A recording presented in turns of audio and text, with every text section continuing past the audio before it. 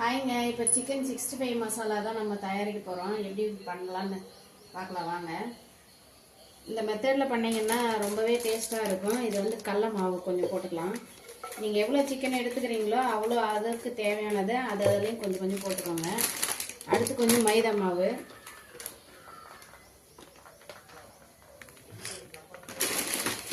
அடுத்து கொஞ்சம் கார்ன்ஃப்ளவர் மாவு,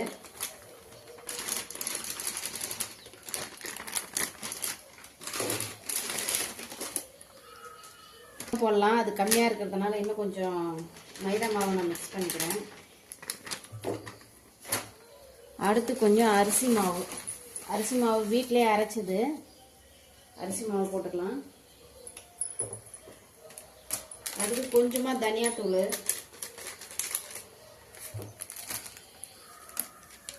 சிக்கன் 65 மசாலா இருந்தது, அதனால் இன்னொரு பாக்கெட்டு சேர்த்துக்கலாம். இது போட்டோம்னா நம்ம வந்து இதுவே போட தேவையில்லை, மிளகா பொடியே போட தேவையில்லை, இது மட்டுமே போதும். இது ஒரு பாக்கெட்டு போட்டுக்கிட்டோம். தேவையான அளவு உப்பு போட்டுக்கலாம். தேவையான அளவு உப்பு போட்டுக்கலாம். இது எல்லாத்தையும் மிக்ஸ் பண்ணிக்கலாம்.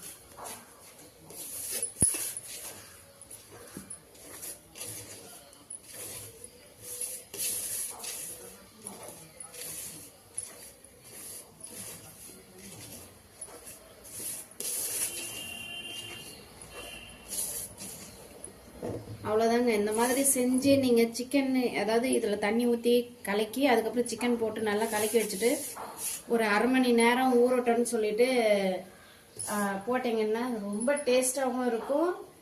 எண்ணெயும் அதிகமாக பிடிக்காது. அந்த ரோட்டு கடையெல்லாம் போடுவாங்களே இல்லையா, சிக்கன் 65 போகும்போதே வாசனையாக இருக்கும். அந்த மாதிரி ஒரு வாசனை வரும் நீங்கள் இந்த மாதிரிலாம் கலந்து போட்டிங்கன்னா.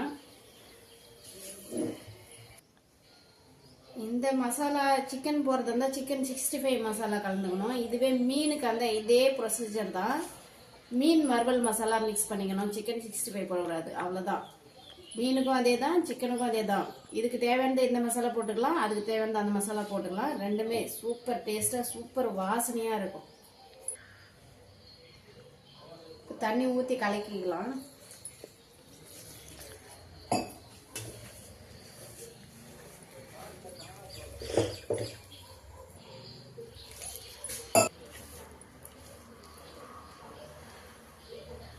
இந்த அளவுக்கு தண்ணி ஊற்றி கரைச்சிக்கோங்க.